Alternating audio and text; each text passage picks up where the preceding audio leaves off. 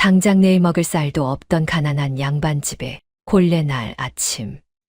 대문 앞에는 꽃가마 대신 낡은 수레 한 대가 도착했습니다. 정혼녀 집안에서 거지 양반집엔 딸을 못 보낸다며 신부 대신 던져놓고 간 여인. 그녀가 바로 여종 연심이었지요.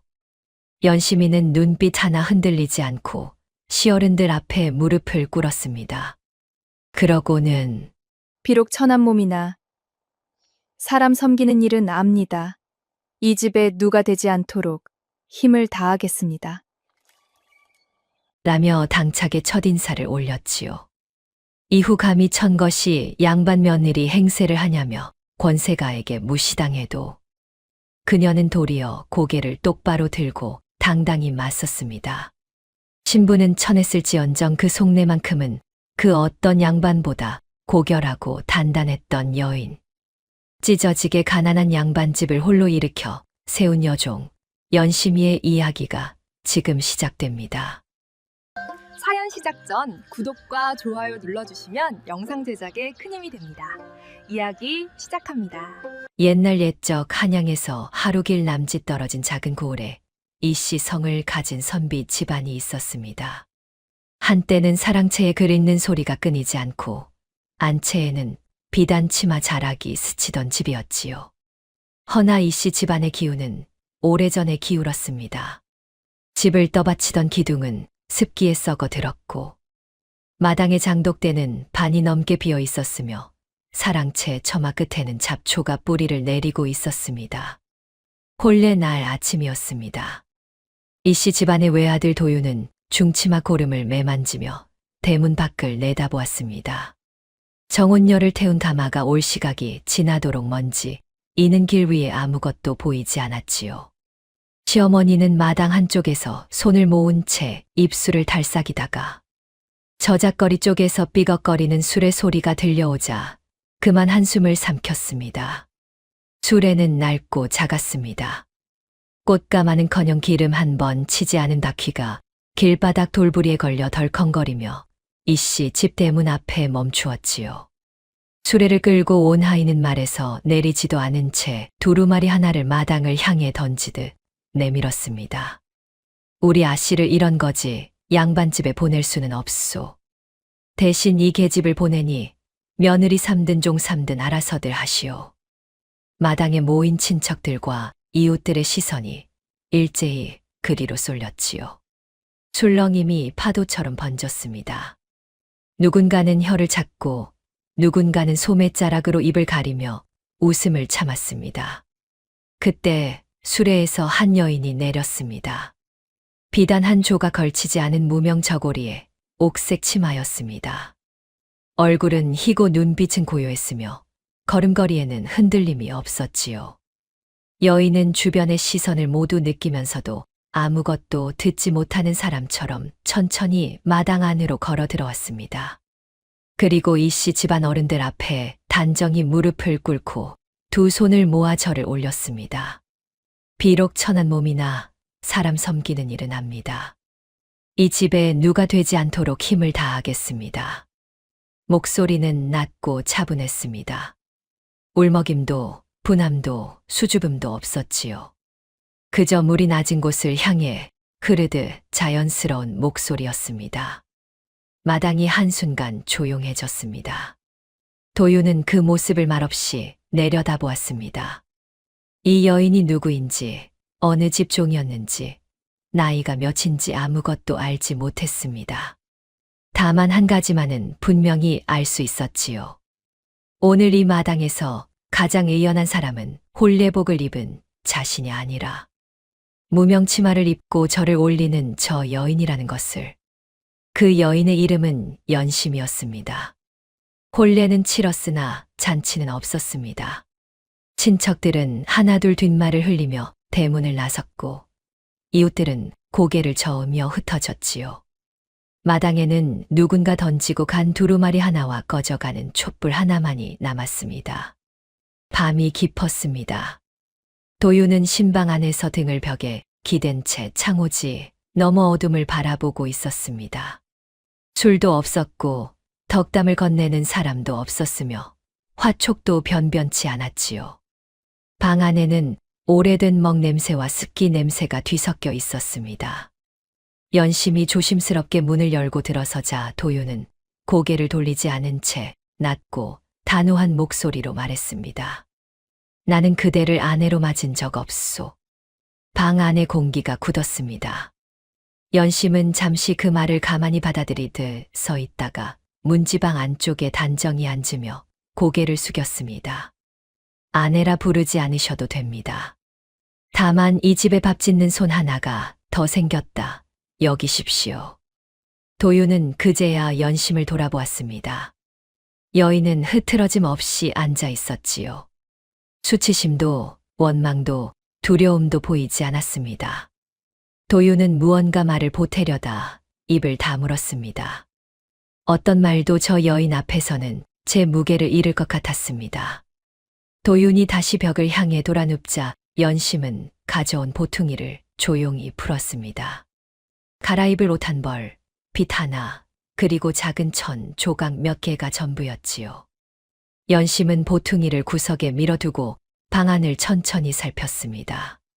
창호지는 군데군데 찢겨 찬바람이 스며들었습니다. 이불은 솜이 뭉쳐 한쪽으로 쏠려 있었고 요는 얇아 방바닥의 냉기가 그대로 올라올 것 같았지요. 등잔에는 기름이 얼마 남지 않아 불꽃이 가늘게 떨리고 있었습니다. 연심은 천조각을 꺼내 찢어진 창호지 위에 조심스럽게 덧붙였습니다. 바람 소리가 조금 잦아들었습니다. 그러고는 이불을 펴 솜을 고르게 다독이고 도윤 쪽으로 반을 밀어두었지요.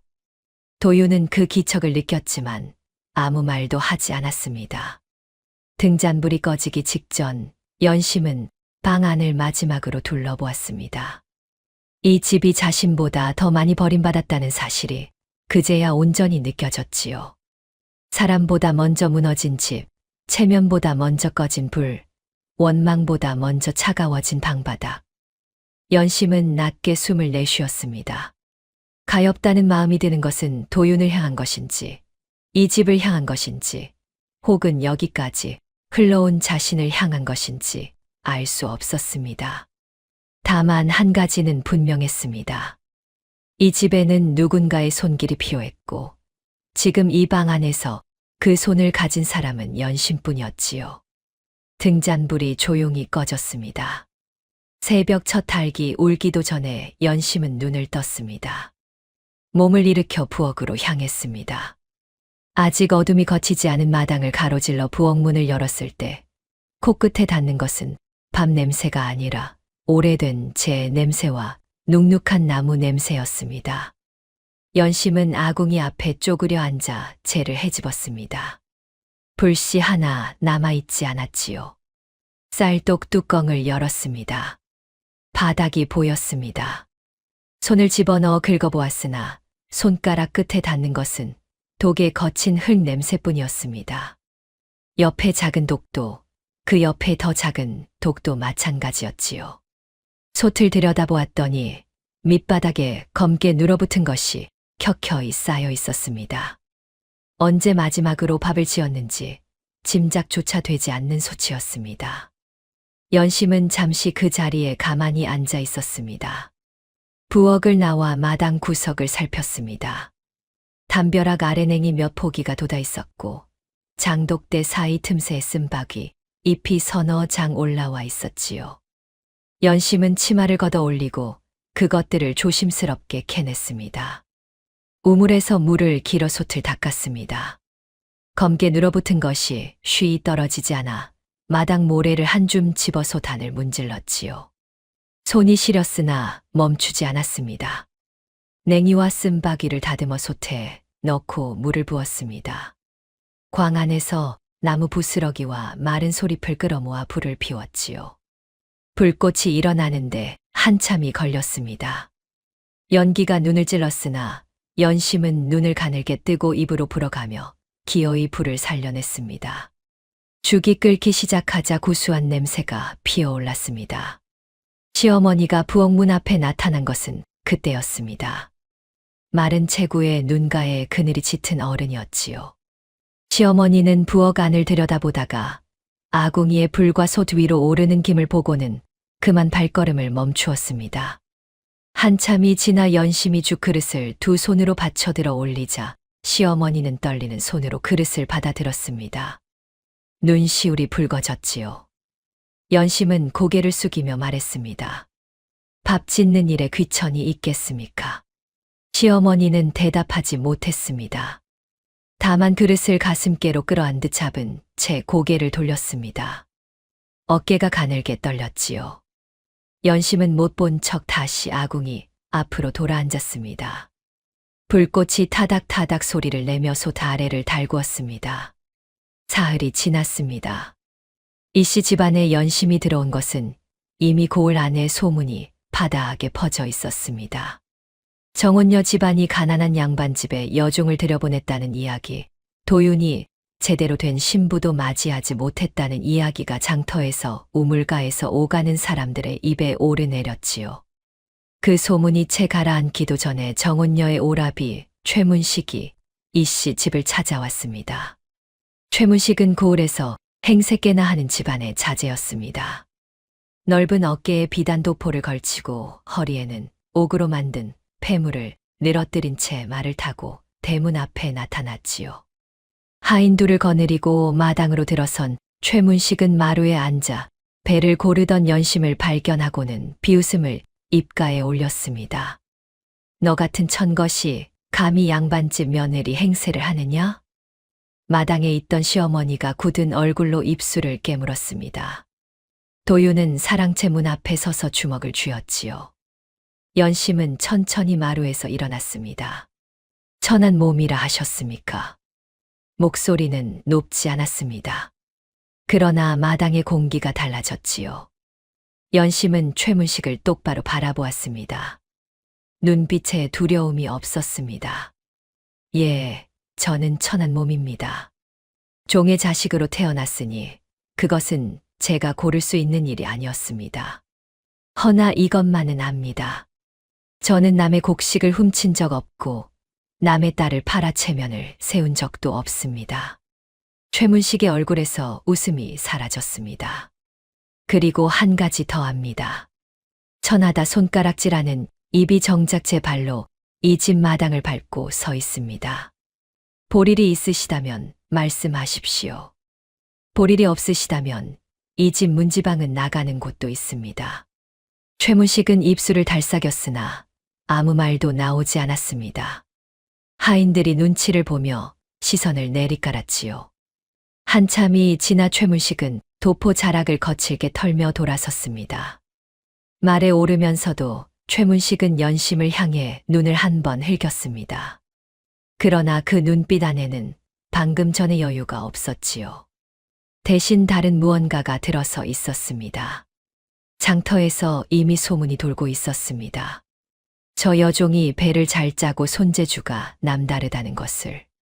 최문식은 말을 몰며 속으로 다짐했습니다. 저 손은 본래 우리 집 것이었다. 언젠가 반드시 다시 데려가겠다고. 도윤은 사랑채 문 앞에서 그 모든 장면을 지켜보았습니다. 연심이 마루로 돌아와 다시 배를 고르기 시작하자 도윤은 오래도록 그 뒷모습을 바라보았습니다. 부끄러움이었는지 감탄이었는지 도윤 자신도 그 감정의 이름을 정확히 알지 못했지요. 다만 가슴 한편이 무언가에 찔린 듯 쓰렸습니다. 열흘쯤 지났을 무렵이었습니다.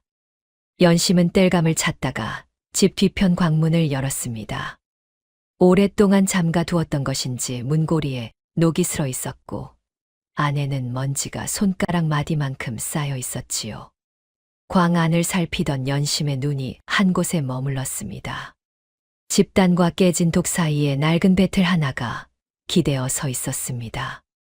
배틀은 낡고 부서진 곳이 있었으나 뼈대는 멀쩡했습니다. 연심은 배틀을 꺼내 마당 한편에 세웠습니다. 시어머니가 나와 그것을 보더니 말했습니다. 돌아가신 할머니 것이다. 10년은 넘었을 게다. 연심은 고개를 끄덕이며 배틀을 살폈지요. 북은 닳아 있었고 바디의 살몇 개는 부러져 있었습니다. 연심은 그것들을 뜯어내고 광 안에서 쓸만한 나무 조각을 찾아 하루를 꼬박 들여 다듬었습니다. 이튿날부터 낡은 옷가지를 풀어실을 만들었지요. 솔기가 닳아 더 이상 입을 수 없는 것들, 색이 발에 누가 걸치기도 민망한 것들을 골라 낱낱이 뜯어냈습니다. 마당가에서 버려진 삼껍질도 주워 물에 불려두었지요. 밤이 되면 배틀 앞에 앉았습니다. 딸각딸각 소리가 고요한 밤 공기 속에 울렸습니다.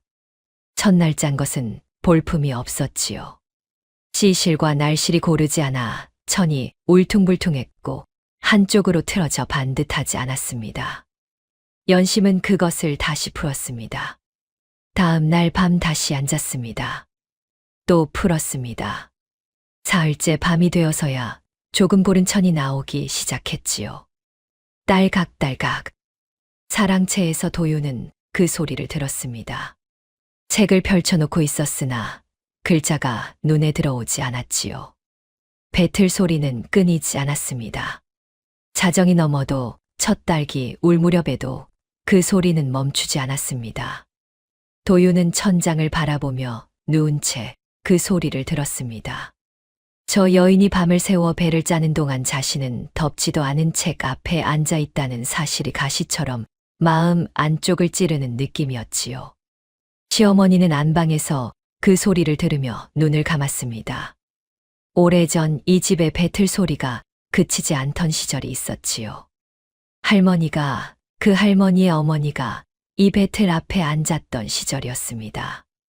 시어머니에게 그 소리는 희망이었습니다. 무너진 줄만 알았던 집 어딘가에서 아직 숨이 붙어 있다는 것을 알려주는 소리였지요. 딸각딸각, 딸각딸각. 밤은 깊어갔고 배틀 소리는 멈추지 않았습니다. 사흘 밤을 꼬박 세웠습니다. 연심의 손가락 끝은 실을 잡고 당기는 일을 반복하다 굳은 살이 박혔고 눈 밑에는 피곤함이 검게 내려앉았습니다. 그러나 배틀에서 떼어낸 배 한 필은 반듯했습니다. 완벽하지는 않았으나 처음 것과는 달랐지요. 시실과 날실이 고르게 엮여 있었고 천의 결이 한쪽으로 쏠리지 않았습니다. 장날은 닷새에 한 번이었습니다. 연심은 이른 새벽에 일어나 배를 곱게 접어 보자기에 쌌습니다. 시어머니가 마루 끝에 서서 말없이 바라보았지요. 연심은 고개를 숙여 인사를 드리고 대문을 나섰습니다. 아직 해가 뜨지 않은 길은 차가웠고 발밑에 서리가 바스라지는 소리가 났습니다. 장터는 고을 한가운데 큰 느티나무 아래를 중심으로 펼쳐져 있었습니다. 해가 오를수록 사람이 모여들었고 곳곳에서 흥정 소리와 웃음 소리가 뒤섞였지요. 연심은 포목전이 늘어선 쪽으로 걸어갔습니다. 처음 찾아간 상인은 배를 흘끗 보더니 고개를 저었습니다. 두 번째 상인은 거칠다며 손을 내저었고 세 번째 상인은 아예 거들떠보지도 않았지요. 연심은 물러서지 않았습니다. 장터 구석 볕이 잘 드는 자리에 늙은 포목상이 앉아 있었습니다. 수염이 희고 눈이 작았으나 손놀림은 빨랐지요. 연심이 배를 내밀자 노인은 귀찮다는 듯 손을 저었습니다. 연심은 그래도 보자기를 펼쳤지요. 노인은 못 이기는 척 배를 들어 햇빛에 비추었습니다. 한참을 들여다보더니 낮게 중얼거렸습니다. 거칠긴 하나 질기다. 노인은 배를 이리저리 당겨보고 손가락으로 결을 훑었습니다. 연심은 아무 말도 하지 않고 기다렸지요. 노인이 값을 불렀습니다. 연심이 생각하던 것보다 낮은 값이었습니다. 연심은 잠시 눈을 내리깔았다가 고개를 들었습니다. 다음에 가져오는 것은 오늘 것보다 고를 것입니다. 노인이 연심을 한번 바라보더니 값을 조금 올려주었지요. 연심은 배를 팔아 얻은 돈으로 쌀 한 마를 샀습니다. 쌀자루를 등에 지고 이씨 집으로 돌아오는 길, 발걸음이 아침보다 무거웠으나 마음은 달랐습니다. 저녁 무렵 이씨 집 부엌에서 밥냄새가 피어올랐습니다. 솥안에서 쌀알이 부풀어 오르는 소리가 났지요.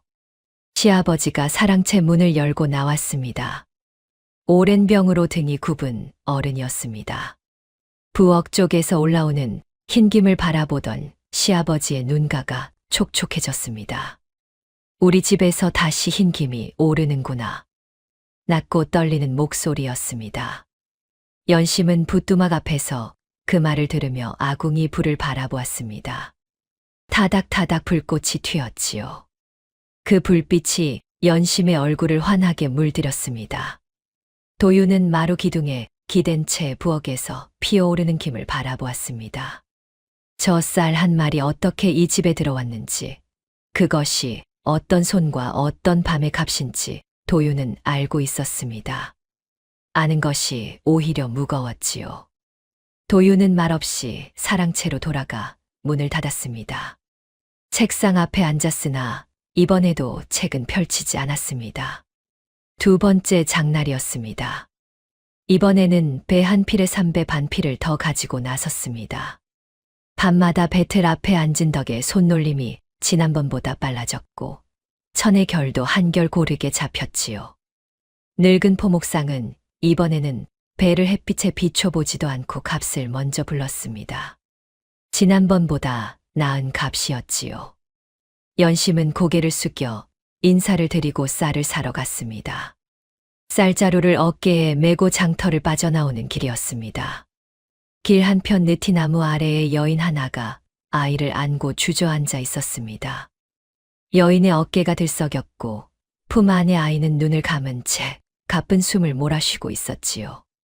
이마에 손을 얹어 보지 않아도 열이 높다는 것을 알 수 있었습니다. 볼이 붉게 달아올라 있었고 입술이 바짝 말라 있었습니다. 연심은 발걸음을 멈추었습니다. 여인은 연심을 보지도 못했습니다. 아이의 이름을 부르며 흔들다가 하늘을 향해 손을 모았다가 다시 아이 얼굴을 들여다보기를 반복했지요. 연심은 쌀자루를 내려놓고 여인 곁에 무릎을 꿇었습니다. 아이의 이마를 짚어보았습니다. 열이 몹시 높았지요. 연심은 자신의 적삼 소매를 물에 적셔 아이의 이마에 얹어 주고 등을 가볍게 쓸어내렸습니다. 여인이 울먹이며 말했습니다. 사흘째 밥을 못 먹었습니다. 죽 한 그릇만 먹여도 나을 텐데 집에 쌀 한 톨이 없으니. 연심은 쌀자루를 바라보았습니다. 이 집에서 얼마나 기다리던 쌀인지 알았습니다. 그러나 연심은 잠시 눈을 감았다가 뜨고 쌀자루의 매듭을 풀었습니다. 반대를 덜어 여인의 손에 쥐어 주었지요. 여인은 말을 잇지 못하고 두 손으로 쌀을 받아 쥐었습니다.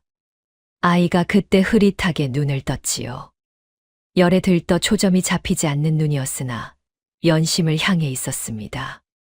아이의 입술이 조금 움직였습니다. 아씨, 이 은혜 잊지 않겠습니다. 연심은 아이의 뺨을 손등으로 가만히 짚었습니다.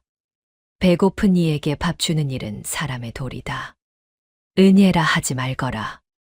아이는 다시 눈을 감았습니다. 여인이 엎드려 절을 하려 하자 연심이 말렸습니다.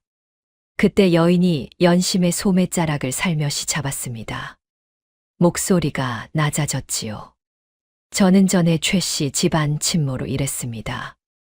그 집에서 본 것들이 있는데 두려워 말하지 못하고 있습니다. 언젠가 아쉽게 말씀드릴 날이 올 것 같습니다. 연심은 그 말을 듣고 여인의 손을 한 번 꼭 쥐었습니다. 지금은 어서 죽을 끓이러 가십시오. 아이가 먼저입니다. 여인은 고개를 끄덕이고 아이를 안아 일어섰지요.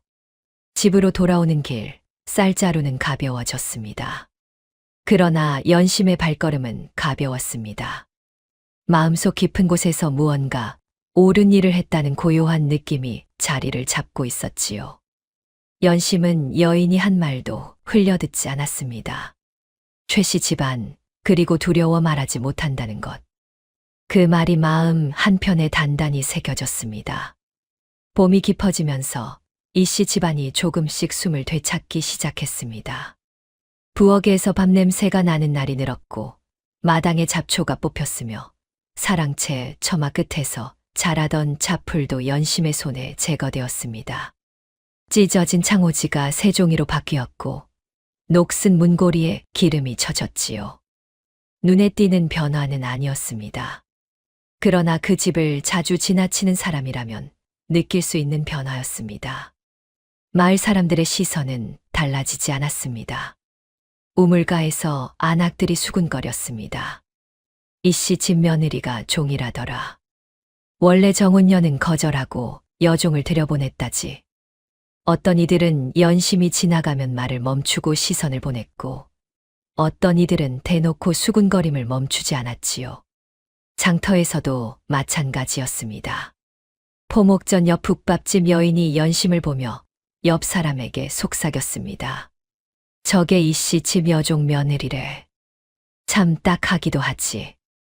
딱하다는 것이 연심을 향한 것인지 이씨 집을 향한 것인지 알 수 없는 말이었습니다.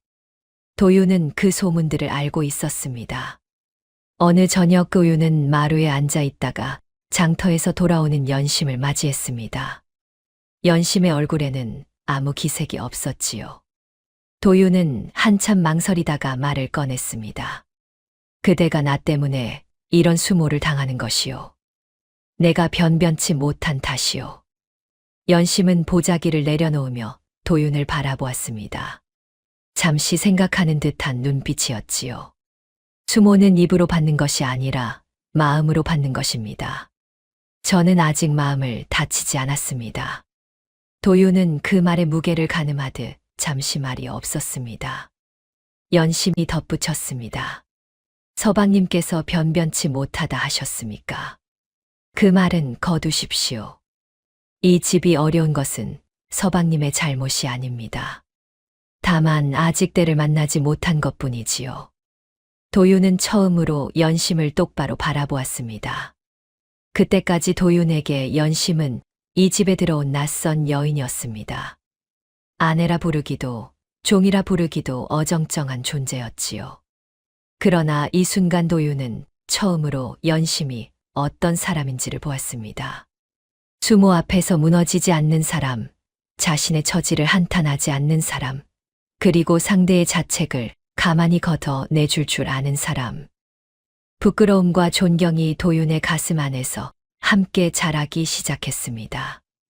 여름이 시작될 무렵이었습니다. 연심이 장터에서 돌아오는 길에 낯익은 얼굴과 마주쳤습니다. 늙은 지게꾼 박서방이었습니다. 장날마다 장터 어귀에서 짐을 날라주고 품삯을 받는 사람이었지요. 허리가 굽고 걸음이 느렸으나 무거운 짐도 마다하지 않는 사람으로 연심은 몇 번 장터에서 마주친 적이 있었습니다. 박서방이 먼저 말을 걸었습니다. 이씨 집 며느리 아니시오? 잠깐 드릴 말씀이 있소.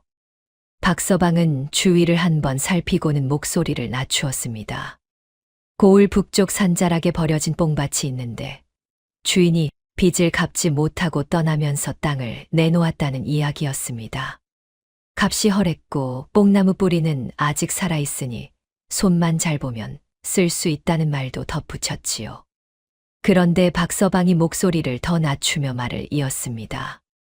이 땅을 최씨 집안도 헐값에 빼앗으려 했소. 하루만 늦었어도 저 집 것이 됐을 거요.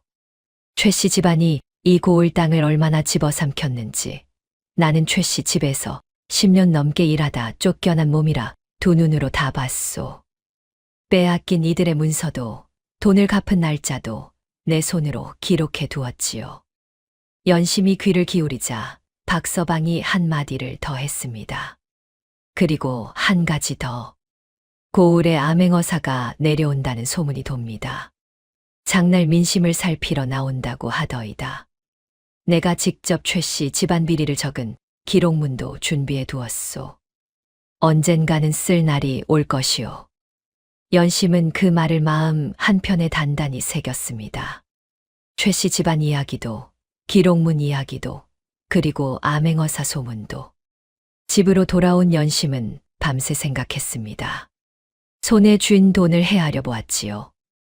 혼례 때 차고 왔던 낡은 은가락지가 생각났습니다.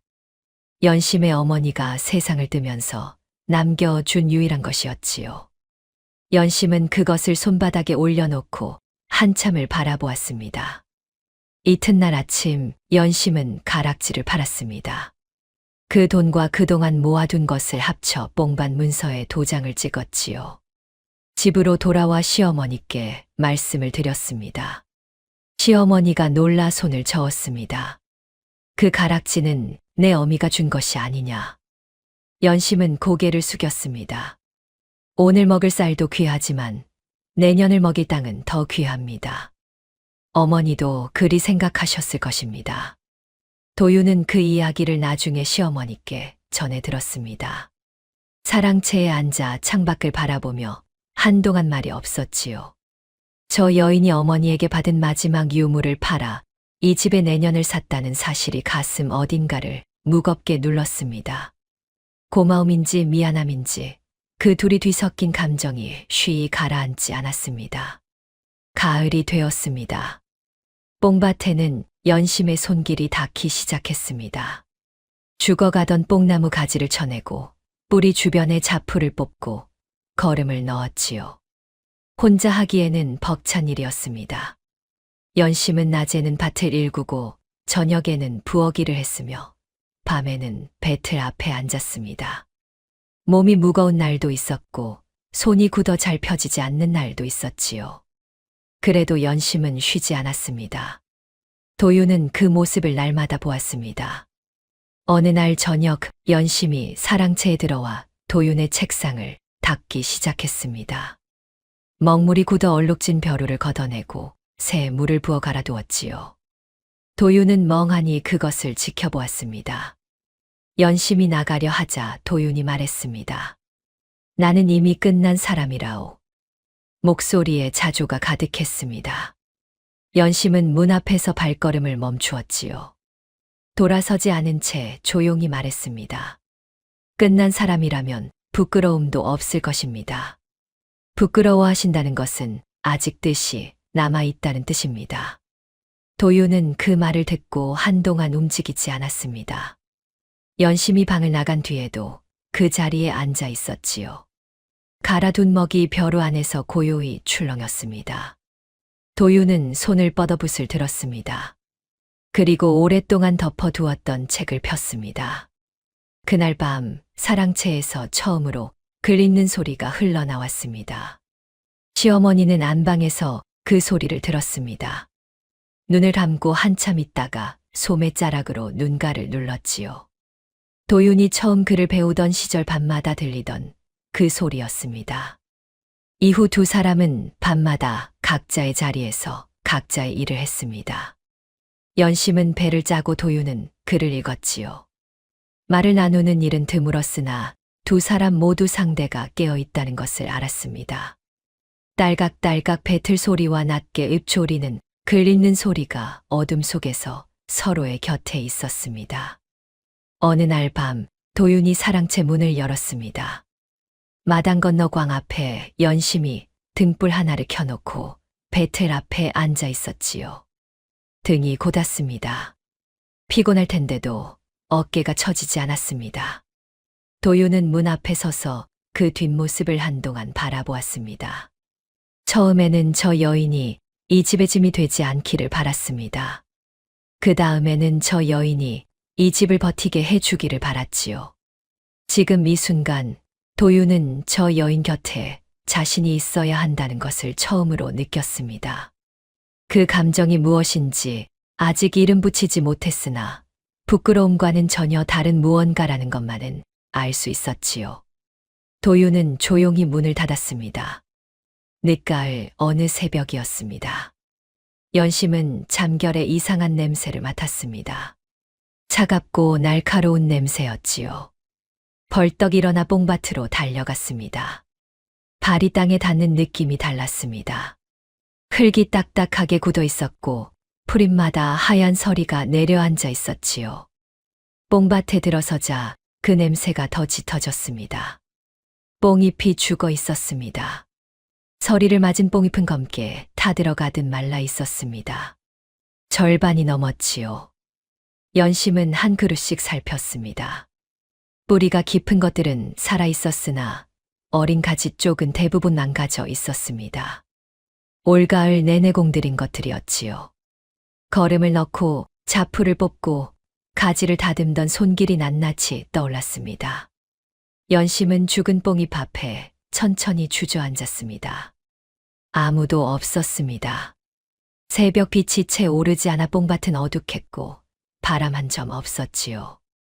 연심은 쪼그려 앉아 검게 탄 뽕잎을 손바닥에 올려놓았습니다. 한참이 지나 눈에서 물기가 맺혔습니다. 소리는 없었지요. 그저 눈물이 뺨을 타고 조용히 흘렀습니다. 울고 싶어서 우는 것이 아니라 몸이 먼저 아는 것처럼 눈물이 흘렀습니다. 뒤를 따라온 도윤이 뽕밭 어귀에서 그 모습을 보았습니다. 도윤은 연심이 우는 것을 처음 보았습니다. 이 여인이 우는 사람이라는 것을 몰랐습니다. 최문식 앞에서도 마을 사람들의 수군거림 앞에서도 빈 쌀독 앞에서도 흔들리지 않던 사람이었지요. 도윤은 아무 말도 할 수 없었습니다. 무슨 말을 해야 할지 알 수 없었고 어떤 말도 이 순간에 맞지 않을 것 같았습니다. 도윤은 그저 연심의 곁으로 걸어가 아무 말 없이 주저앉았습니다. 한참이 흘렀습니다. 연심이 눈물을 소매자락으로 닦으며 말했습니다. 보이셨습니까? 묻는 것인지 말하는 것인지 알 수 없는 목소리였지요. 도윤은 고개를 끄덕였습니다. 그대가 버티고 있다는 것을 오늘에야 알았소. 연심은 아무 말도 하지 않았습니다. 다만 손바닥에 뽕잎을 땅에 내려놓고 일어섰습니다. 도윤도 따라 일어섰지요. 두 사람은 나란히 뽕밭을 걸었습니다. 말은 없었으나 어색하지 않았습니다. 처음으로 두 사람의 걸음이 같은 방향을 향하고 있었습니다. 며칠 뒤 도윤이 향시를 치르러 떠났습니다. 연심은 대문 앞까지 배웅했습니다. 도윤은 뒤를 돌아보지 않고 걸었지요. 연심은 그 뒷모습이 보이지 않을 때까지 대문 앞에 서 있었습니다. 그런데 이번 향시에는 눈에 띄지 않는 손이 먼저 움직이고 있었습니다. 최문식이 돈주머니를 탁자 위에 올려놓으며 낮게 말했습니다. 이씨 놈의 시권은 심사관 손에 닿지 않게 하면 된다. 어렵지 않은 일 아니냐. 아저는 돈주머니를 바라보다가 천천히 손을 뻗었습니다. 두 사람의 눈빛이 마주쳤지요. 촛불이 흔들렸습니다. 도윤의 낙방 소식이 돌아왔습니다. 도윤이 돌아오는 날 얼굴에는 아무 표정이 없었습니다. 사랑채에 들어가 문을 닫고 나오지 않았지요. 연심은 문 앞에 섰습니다. 서방님. 도윤이 대답하지 않았습니다. 연심은 문을 열지 않은 채 말했습니다. 서방님이 부끄러워하신다는 것은 아직 뜻이 남아있다는 뜻입니다. 한참 후 도윤의 목소리가 들렸습니다. 그 말을 전에도 들었소. 연심이 조용히 웃었습니다. 그때도 옳은 말이었고 지금도 옳은 말입니다. 사랑채 안이 조용했습니다. 연심은 돌아섰지요. 그러나 얼마 지나지 않아 사랑채 안에서 책장 넘기는 소리가 들렸습니다. 연심은 걸음을 멈추고 그 소리를 들었습니다. 최문식이 아전에게 손을 쓴 것인지 아닌지 연심은 아직 확신할 수 없었습니다. 그러나 분명한 것은 하나였지요. 이 집의 봄은 아직 오지 않았다는 것, 그리고 아직 버텨야 한다는 것. 연심은 다시 걸었습니다. 겨울이 오기 전에 뽕밭 정리를 마쳐야 했습니다. 서리에 죽은 가지를 쳐내고 살아남은 뿌리 주변의 짚을 덮어 겨울을 나게 해야 했지요. 혼자 하기에는 품이 많이 드는 일이었습니다. 연심은 이른 아침부터 뽕밭에 올라가 낫을 들었습니다. 찬 바람이 옷섭을 파고들었고 손은 금세 굳었지요. 그때 뽕밭 어귀에 도윤이 나타났습니다. 중치막이 아니라 허름한 무명 저고리 바람이었습니다. 손에는 호미를 들고 있었지요. 연심이 눈을 크게 떴습니다. 도윤은 멋쩍은 듯 헛기침을 한 번 하고는 연심 곁에 와서 쪼그려 앉았습니다. 글만 아는 양반으로 굴는 것보다 그대와 함께 흙을 파는 편이 낫소. 연심은 아무 말도 하지 않았습니다. 다만 도윤 쪽으로 호미 하나를 더 밀어주었지요. 두 사람은 나란히 일을 시작했습니다. 도윤의 손놀림은 서툴렀습니다. 흙을 너무 깊이 파거나 뿌리를 건드리거나 쓸모없는 곳을 골라내지 못했지요. 연심이 말없이 옆에서 방향을 잡아주었습니다. 한나절이 지날 무렵 아랫마을에서 올라오던 사내 둘이 뽕밭 앞에 멈추었습니다. 양반집 도령이 호미를 들고 여종 며느리와 나란히 밭을 파고 있는 꼴을 보고는 서로 얼굴을 마주 보았지요. 한 사내가 낫지 않은 목소리로 말했습니다. 이씨 집 도련님이 종년이랑 밭을 파시는구먼.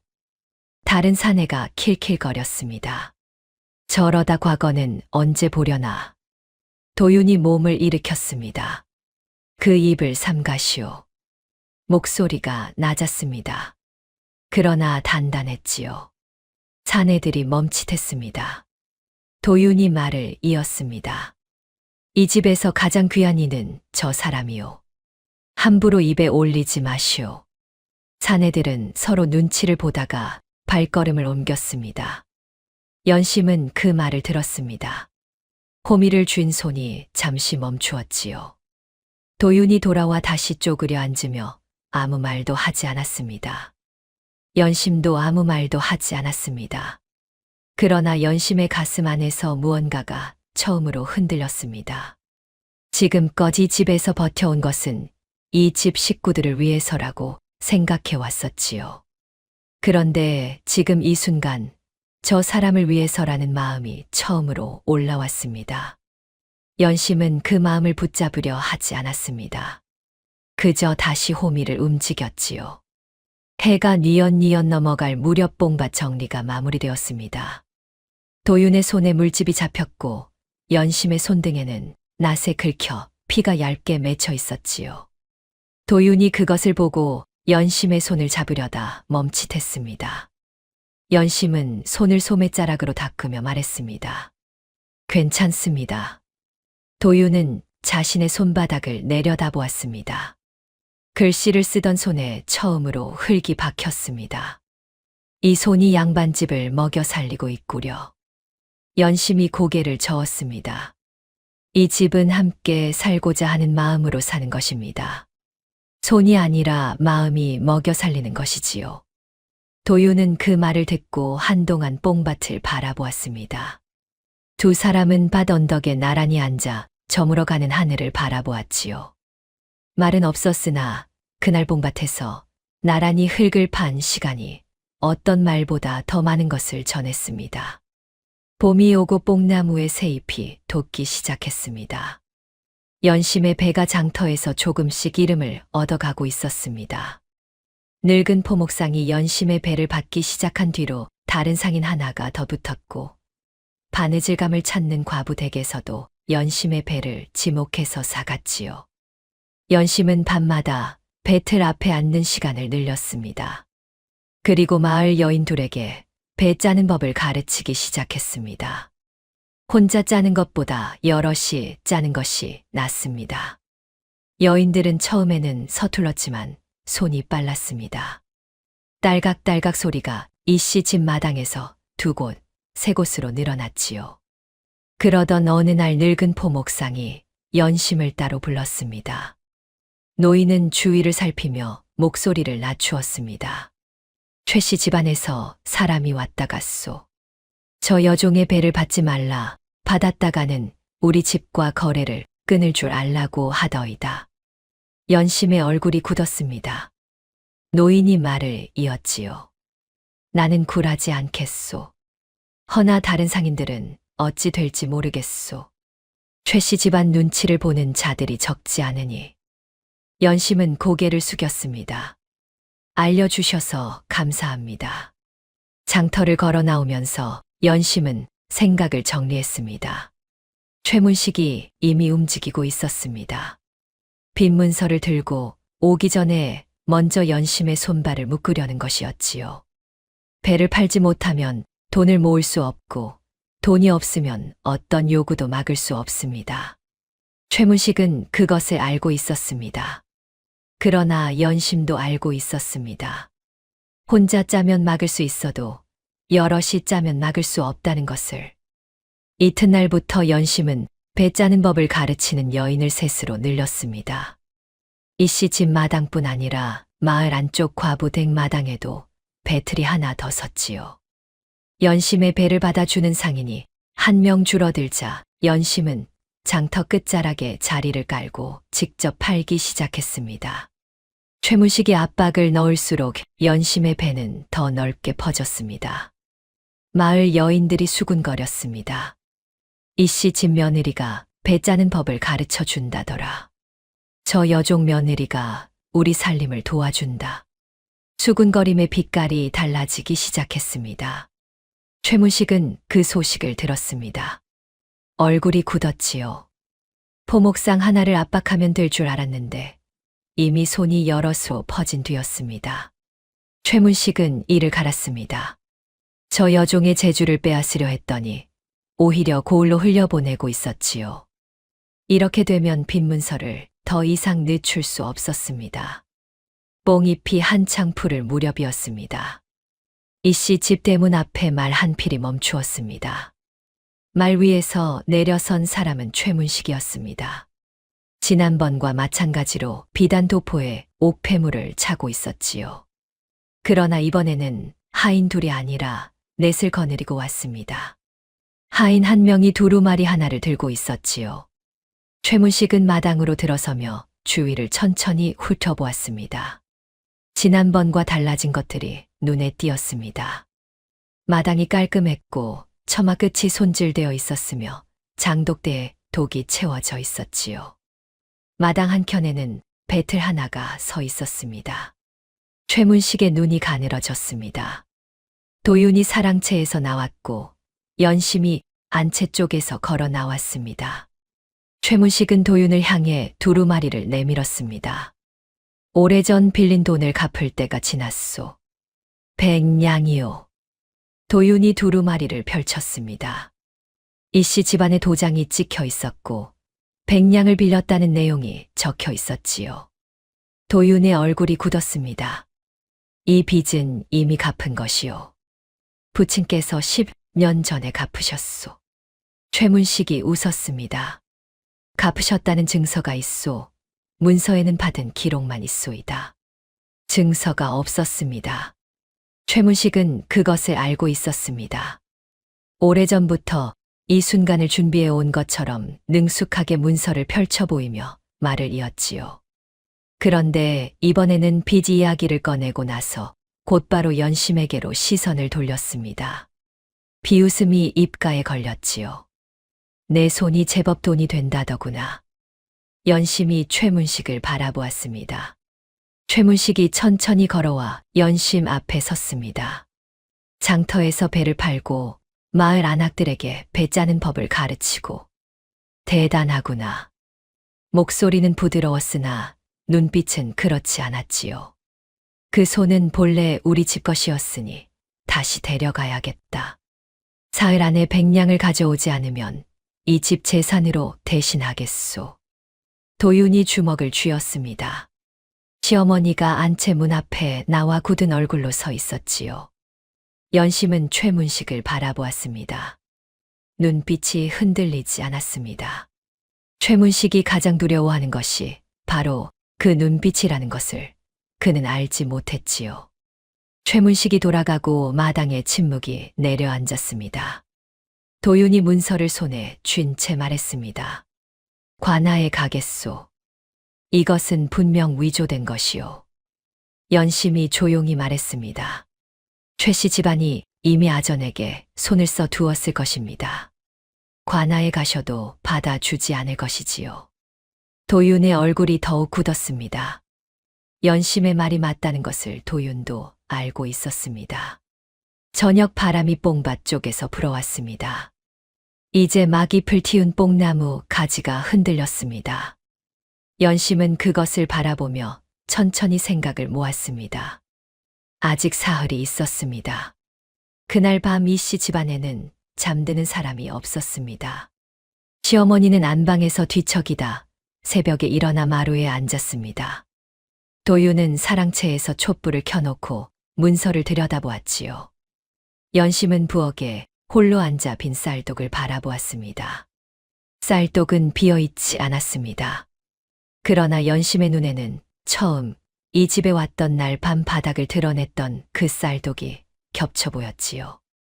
그때도 이 집은 무언가가 바닥나 있었고 연심은 부엌에 앉아 그것을 바라보았습니다. 백냥은 없었습니다. 뽕밭을 팔면 얼마를 받을 수 있을까 생각해 보았습니다. 올봄 뽕잎이 처음으로 제대로 날 것 같았는데 그 뽕밭을 팔면 올해 누에를 칠 수 없었지요. 배틀로 모은 돈은 식구들 끼니와 씨앗값으로 쓰고 나면 얼마 남지 않았습니다. 은가락지는 이미 뽕밭 살 때 팔았지요. 연심의 마음속에 처음으로 이 집을 떠나고 싶다는 생각이 스쳤습니다. 내가 없으면 최문식이 이 집을 건드리지 않을 것이라는 생각이었지요. 최문식이 원하는 것은 이 집을 흔드는 것이 아니라 나를 다시 데려가는 것이다. 내가 떠나면 이씨 집은 안전하지 않겠느냐는 생각이 꼬리를 물었습니다. 그 마음이 올라왔다가 천천히 가라앉았습니다. 연심은 눈을 감았습니다. 시어머니가 처음으로 자신의 손을 잡던 날이 떠올랐습니다. 도윤이 뽕밭에서 사람들 앞에서 처음으로 자신을 지켜주던 날이 떠올랐지요. 시아버지가 흰김이 오른다며 눈가를 적시던 얼굴이 떠올랐습니다. 이 집을 떠나는 것은 이 사람들을 버리는 것이었습니다. 연심은 천천히 일어났습니다. 이튿날 도윤이 결국 관하로 갔습니다. 돌아온 도윤의 얼굴에는 피로와 분노가 함께 얹혀 있었습니다. 예상대로였지요. 아전은 문서를 훑어보고는 최씨 집안 문서에 문제가 없다는 말만 되풀이했습니다. 도윤이 목소리를 높이자 아전은 오히려 태연하게 말했습니다. 빚을 갚으셨다면 증서가 있을 것 아니겠습니까? 증서가 없다는 것을 그 아전은 이미 알고 있는 눈치였지요. 저녁 무렵 도윤은 사랑채에서 마지막 남은 서책들을 꺼냈습니다. 오래된 것들이었습니다. 과거 공부를 위해 베끼고 또 베껴 낡아빠진 것들, 아버지가 물려준 것들이었지요. 도윤은 그것들을 보자기에 싸기 시작했습니다. 연심이 사랑채 문 앞에 나타났습니다. 서방님, 그 책들을 가져가신 겁니까? 도윤이 고개를 들었습니다. 팔 수 있는 것은 다 팔아야 하지 않겠소. 연심은 방 안으로 들어와 도윤의 손 위에 손을 얹었습니다. 처음으로 연심이 먼저 도윤의 손을 잡는 것이었지요. 그 책만은 안 됩니다. 서방님의 뜻이 담긴 것입니다. 도윤은 연심의 손을 바라보았습니다. 낫에 긁히고 배틀에 달아 거칠어진 손이었습니다. 그 손이 자신의 손 위에 얹혀 있었지요. 도윤은 보자기를 내려놓았습니다. 한동안 두 사람은 그 자리에 가만히 있었습니다. 그날 밤 연심은 다시 부엌에 앉았습니다. 아궁이에 불을 지폈지요. 아직 한밤중이었으나 솥에 물을 올렸습니다. 쌀을 씻어 안쳤습니다. 사람이 무너지지 않으려면 밥을 먹어야 한다고, 무슨 일이 닥쳐도 밥부터 지어야 한다고 연심은 생각했습니다. 아직 하루가 남아 있었습니다. 그리고 연심에게는 아직 장터가 있었지요. 사흘 중 마지막 날 아침이었습니다. 연심은 동이 트기 전에 일어났습니다. 도윤은 말리려 했으나 연심은 이미 보자기를 챙기고 있었지요. 장터에 다녀오겠습니다. 그것뿐이었습니다. 도윤은 연심의 뒷모습을 바라보다가 아무 말도 하지 못했습니다. 장터는 봄 장날이라 평소보다 사람이 많았습니다. 나물 파는 이, 씨앗 파는 이, 옹기 파는 이들이 골목마다 들어찼지요. 연심은 장터를 천천히 걸었습니다. 어디서부터 시작해야 할지 알고 있었습니다. 가장 먼저 늙은 포목상을 찾았습니다. 노인은 연심의 사정을 끝까지 들었습니다. 그리고 말없이 허리춤에서 돈주머니를 꺼냈지요.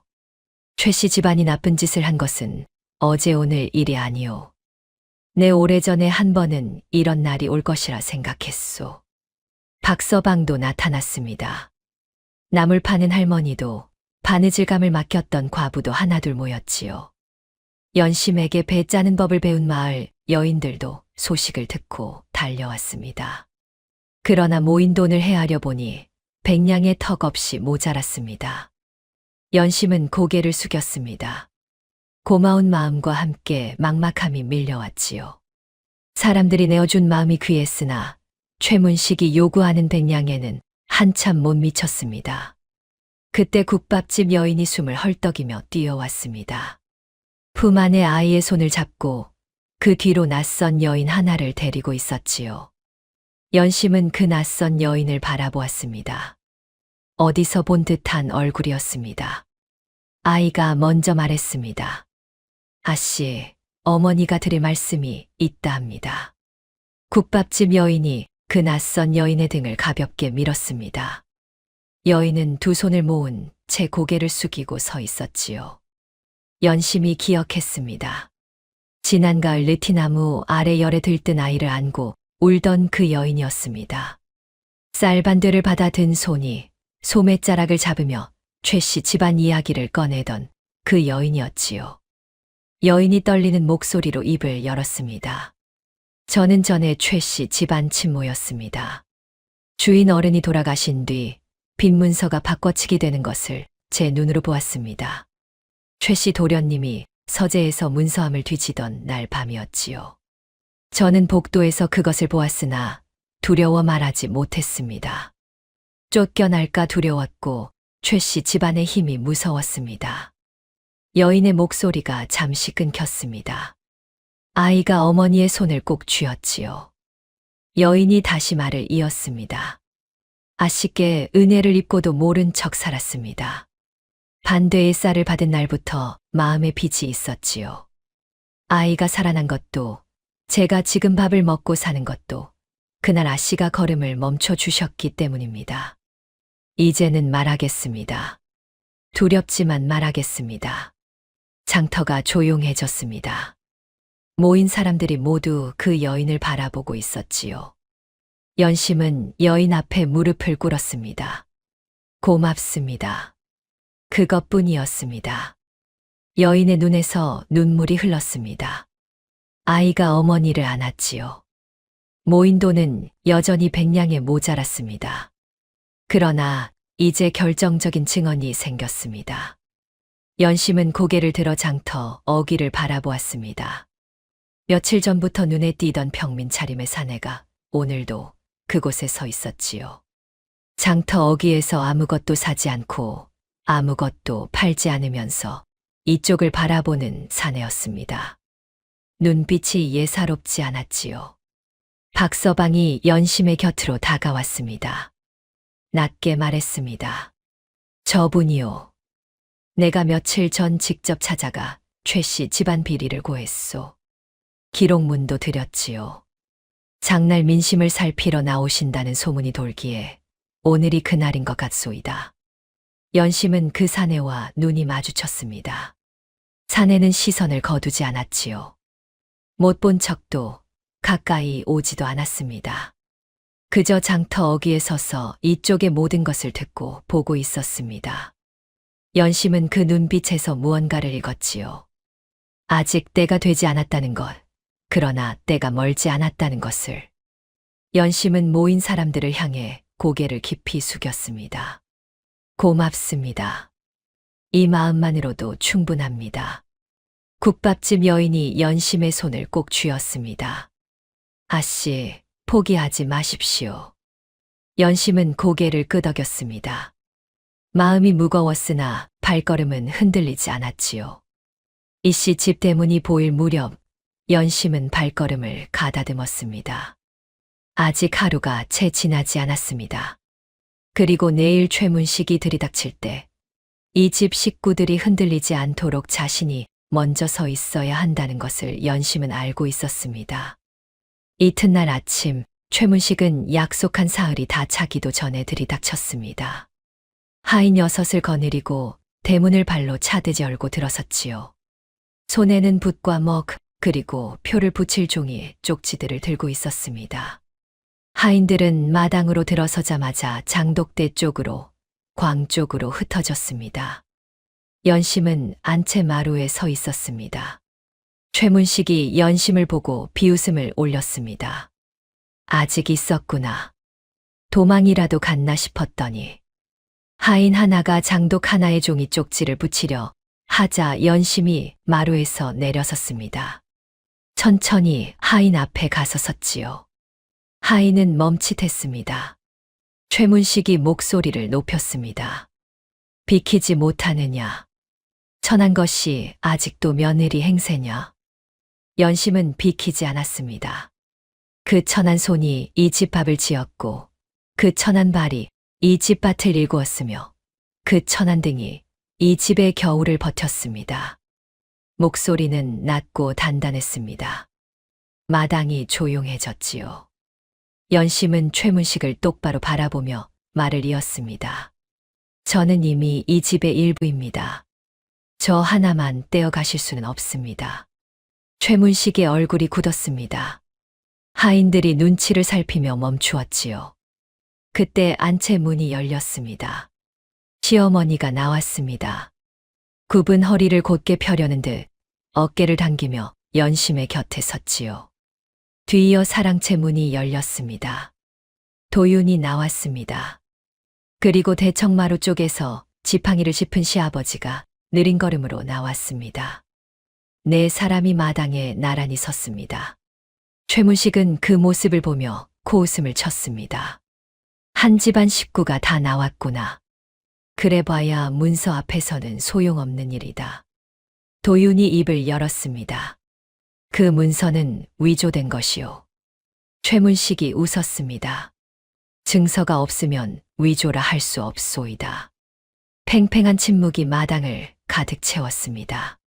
그때 대문 밖에서 말발굽 소리가 들렸습니다. 한 필이 아니었습니다. 여러 필의 말굽 소리가 흘길 위에 울렸지요. 소리가 가까워지다가 대문 앞에서 멈추었습니다. 최문식의 얼굴에 처음으로 당혹스러운 빛이 스쳤습니다. 하인 하나가 대문 쪽을 내다보다가 얼굴이 하얗게 질렸지요. 대문이 열렸습니다. 장터에서 보았던 평민 차림의 사내가 들어섰습니다. 그러나 오늘은 차림이 달랐습니다. 수수한 무명 저고리 대신 관복을 갖추었고 허리에는 칼을 찼으며 뒤로 포졸 여럿이 따라 들어왔지요. 사내는 마당 한가운데 서서 품 안에서 마패를 꺼내 들었습니다. 마당에 모두가 엎드렸습니다. 최문식도 무릎을 꿇었지요. 얼굴이 흙빛이 되어 있었습니다. 어사가 낮고 또렷한 목소리로 말했습니다. 문서를 보자. 하인이 떨리는 손으로 빈 문서를 올렸습니다. 어사는 문서를 펼쳐 천천히 살폈지요. 한동안 말이 없었습니다. 어사가 문서의 한 부분을 손가락으로 짚었습니다. 이수결과 먹빛이 다르다. 같은 날 쓴 문서가 아니야. 최문식이 입을 열었습니다. 그것은 보관하는 동안 바른 것이옵니다. 어사는 대답하지 않았습니다. 고개를 들어 마당을 천천히 둘러보다가 말했습니다. 박서방 들어오너라. 박서방이 대문 밖에서 들어섰습니다. 허리가 굽은 늙은 지게꾼이었지요. 품 안에서 낡은 기록문을 꺼내 두 손으로 어사에게 올렸습니다. 소인이 최 씨 집에서 일하던 시절 직접 기록한 것이옵니다. 이 씨 집안이 빚을 갚은 날짜와 액수를 소인이 직접 목격하였습니다.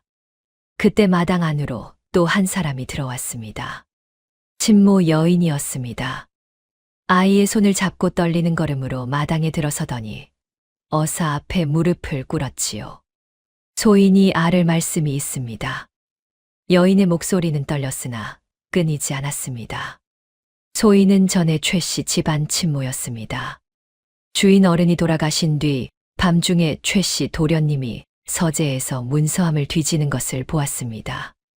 빈 문서가 바꿔치기 되는 것을 소인이 직접 목격하였습니다. 최문식의 몸이 앞으로 꺾였습니다. 어사는 기록문과 빈문서를 나란히 펼쳐 날짜를 대조하고 필체를 살폈습니다. 마당에는 숨소리조차 들리지 않았지요. 어사가 입을 열었습니다.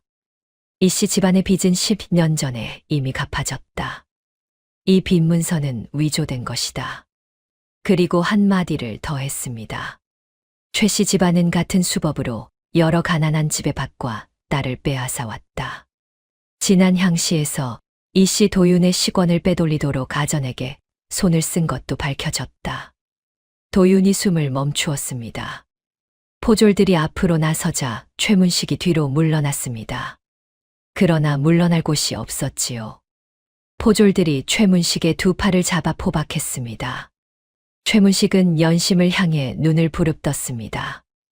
연심은 그 눈빛을 받아내며 고개를 숙이지 않았지요. 어사가 연심에게로 시선을 돌렸습니다. 그대도 보상을 받을 수 있다. 무엇을 원하느냐? 연심은 어사를 바라보았습니다. 잠시 생각하는 빛이었지요. 그리고 고개를 숙였습니다. 빼앗긴 이들에게 먼저 돌려주십시오. 이 집은 이미 충분합니다. 어사는 한동안 연심을 바라보았습니다. 그리고 조용히 고개를 끄덕였습니다. 시어머니가 무릎을 꿇은 채 두 손으로 얼굴을 가렸지요. 도윤은 눈을 감았다가 천천히 떴습니다. 마당에 봄볕이 고요히 내려앉았습니다. 최문식이 포박되어 끌려간 뒤 이씨 집 마당에는 오랫동안 보지 못한 고요함이 내려앉았습니다. 어사의 처분으로 빼앗긴 밭들이 본래 주인들에게 돌아갔고 최씨 집안이 꾸며낸 위조 문서들이 낱낱이 거두어졌습니다. 고을 안에서는 오랫동안 쌓인 것이 한꺼번에 풀리는 것 같은 술렁임이 며칠째 이어졌지요. 박서방은 그 소식을 듣고 지게를 내려놓은 채 한동안 하늘을 바라보았습니다. 친모 여인은 아이를 안고 이씨 집 대문 앞에 와서 절을 올렸지요. 도윤에게는 제시의 기회가 주어졌습니다. 어사는 식원 위조가 밝혀진 이상 도윤에게 다시 향시를 치를 자격이 있다고 했습니다. 관직을 통해 합격을 인정해 주는 것이 아니었지요. 도윤이 직접 붓을 들고 시험장에 앉아야 했습니다. 도윤은 그 말을 듣고 아무 말도 하지 않았습니다. 그날 저녁 사랑채에서 도윤이 연심을 불렀습니다. 이번 시험은 그대가 도와줄 수 없는 것이요. 연심은 도윤을 바라보았습니다. 도윤의 목소리에는 이전과 다른 무언가가 있었지요. 불안이 아니라 다짐 같은 것이었습니다. 연심이 말했습니다. 압니다. 이번만큼은 제가 아무것도 해드릴 수 없습니다. 서방님 혼자 가셔야 합니다. 도윤이 고개를 끄덕였습니다. 그러나 그대가 없었다면 여기까지 오지도 못했을 것이요. 연심은 고개를 저었습니다. 서방님의 뜻이 남아 있었기에 여기까지 온 것입니다. 뜻은 서방님 것이었습니다. 도윤은 그날 밤 다시 책을 폈습니다. 이번에는 달랐습니다. 자괴감도 체념도 없었지요. 손에 굳은 살이 박히도록 흙을 팠던 그 시간이, 연심의 배틀 소리를 들으며 버텼던 그 겨울이, 뽕밭에서 나란히 앉아 저무는 하늘을 바라보던 그 저녁이 등 뒤에 있었습니다. 도윤은 그것들을 느끼며 글을 읽었지요. 촛불이 다 타도록 책장을 넘겼습니다. 시험날 아침이었습니다. 연심이 도윤의 중치마 고름을 매만져 주었습니다. 두 손으로 고름을 고르게 여미다가 잠시 멈추었지요. 도윤이 그 손을 내려다보았습니다. 연심이 고개를 들었습니다. 눈이 마주쳤습니다. 아무 말도 없었지요. 연심이 말했습니다. 잘 다녀오십시오. 도윤은 고개를 끄덕이고 대문을 나섰습니다. 연심은 이번에도 대문 앞에서 그 뒷모습이 보이지 않을 때까지 서 있었지요. 그러나 이번에는 발걸음이 달랐습니다. 도윤의 등이 곧았습니다. 머뭇거림도 구부러짐도 없이 길을 걸어가는 등이었지요. 며칠 뒤 합격 통지가 왔습니다. 시어머니가 마당에서 그 종이를 받아들고 그 자리에 주저앉았습니다. 소리도 없이 어깨가 흔들렸지요. 시아버지는 지팡이를 짚은 채 눈을 감고 한참 서 있었습니다. 도윤은 합격 통지를 손에 쥐고 연심을 찾았습니다. 연심은 뽕밭에 있었지요. 봄뽕잎을 살피다가 도윤의 발소리를 듣고 돌아섰습니다. 도윤은 종이를 내밀지 않았습니다. 그저 연심 앞에 서서 말했습니다. 그대가 없었다면 이 종이 한 장이 내게 닿지도 못했을 것이오. 연심은 도윤을 바라보다가 조용히 웃었습니다. 서방님의 뜻이 남아 있었기에 닿은 것입니다. 도윤도 웃었지요. 이 집에 온 뒤 처음으로 도윤이 환하게 웃는 것을 연심은 그날 처음 보았습니다. 뽕밭에 봄바람이 불었습니다. 새잎들이 일제히 흔들렸지요. 향시 합격 소식이 고을에 퍼지자 이씨 집안을 바라보는 시선이 달라지기 시작했습니다. 장터에서 연심을 보는 사람들이 고개를 숙였고 우물가 안악들의 수군거림이 잦아들었지요. 뽕밭에서 거둔 뽕잎으로 누에를 쳤고 연심에게 배 짜는 법을 배운 마을 여인들이 저마다 배틀 앞에 앉아 부지런히 배를 짰습니다. 이씨 집붓간에는 처음으로 쌀이 반 이상 차 있었고 부엌에서는 날마다 따뜻한 밥 냄새가 올랐지요. 그러던 어느 가을날이었습니다. 이씨 집 대문 앞에 가마 하나가 섰습니다. 전에 없이 정중한 차림의 하인이 명함을 올렸지요. 도윤이 사랑채에서 나와 명함을 받아보았습니다. 정혼녀의 집안에서 사람이 온 것이었습니다.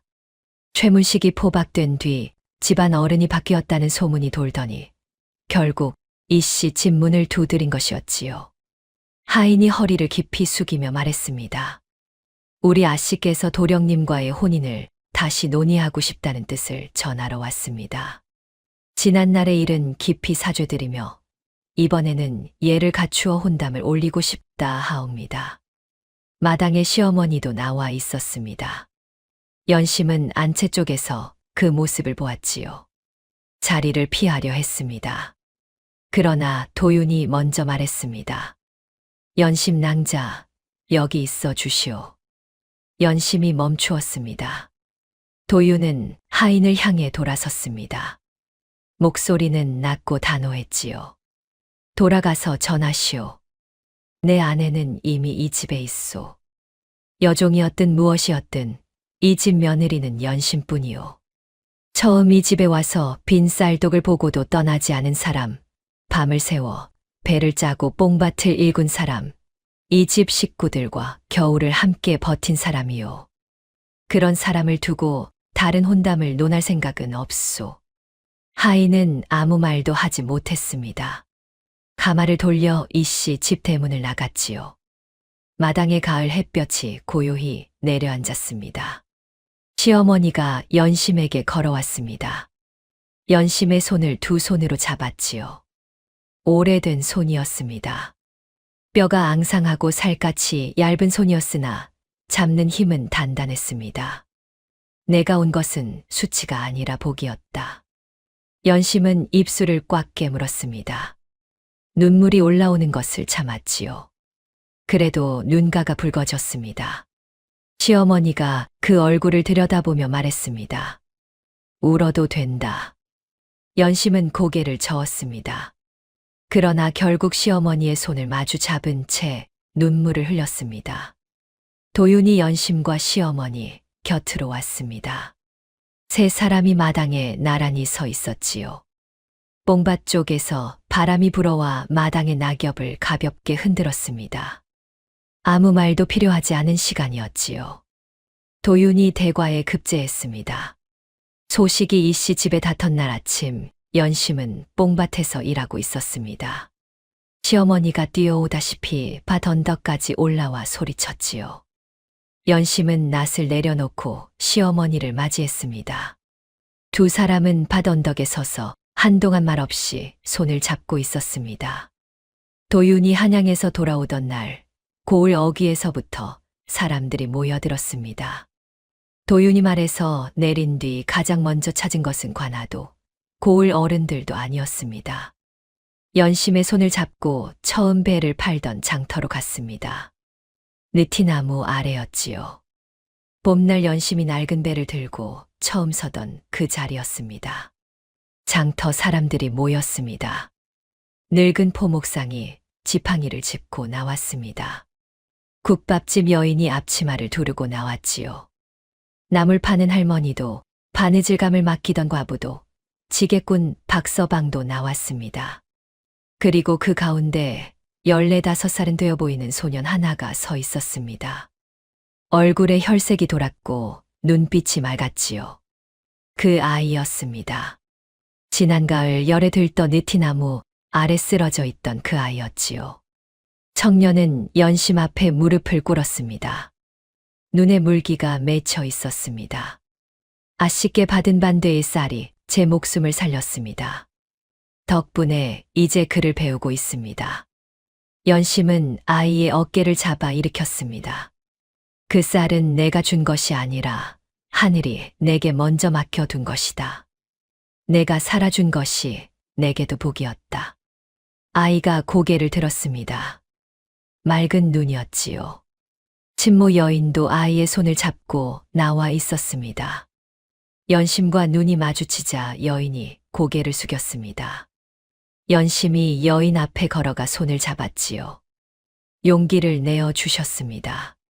그 용기가 이 고울 많은 사람들을 살렸습니다. 여인의 눈에서 눈물이 흘렀습니다. 장터 사람들이 하나둘 고개를 숙였습니다. 말은 없었습니다.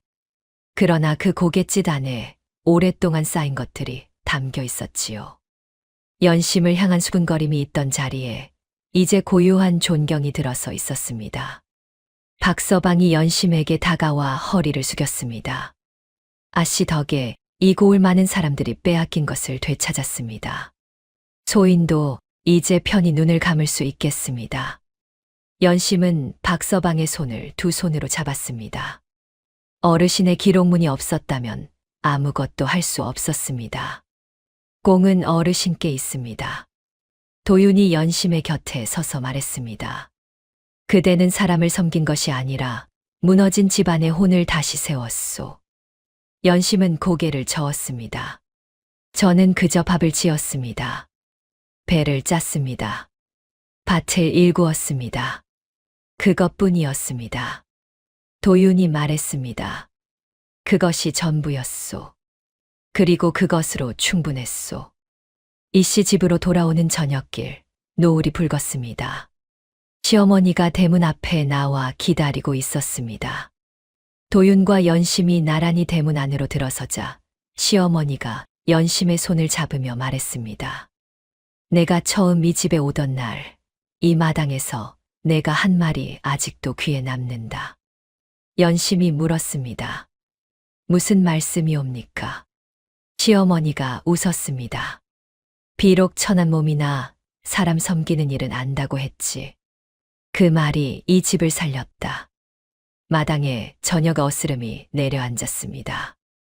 마을 곳곳에서 딸깍딸깍 소리가 들려왔습니다. 연심에게 배 짜는 법을 배운 여인들이 저마다의 자리에서 배틀 앞에 앉아 있었지요. 한 집에서 두 집에서 마을 안쪽 골목에서 울려 퍼지는 소리였습니다. 이씨 집 한마당에서 시작된 배틀 소리가 이제 고을 전체로 퍼져나가고 있었습니다. 도윤이 그 소리를 들으며 연심을 바라보았습니다. 연심도 그 소리를 들었지요. 두 사람은 마당에 나란히 서서 어둠이 내려오는 하늘을 올려다보았습니다. 첫 별이 하나 떴습니다. 처음 이 집에 배틀 소리가 울리던 날, 그것은 한 여인의 고독한 싸움이었습니다. 그러나 지금 고을을 가득 채우는 배틀 소리는 달랐습니다. 한 사람이 아니라 여럿이 이어가는 소리였고, 무너진 것을 세운 자리에서 나는 소리였으며, 비로소 집이라 부를 수 있는 곳에서 울리는 소리였습니다. 배틀 소리는 밤이 깊어도 멈추지 않았습니다. 다음 영상을 빠르게 만나보시려면 좋아요와 구독을 눌러주세요. 그럼 더 재미있는 영상으로 찾아뵙겠습니다. 모두 행복한 하루 보내세요.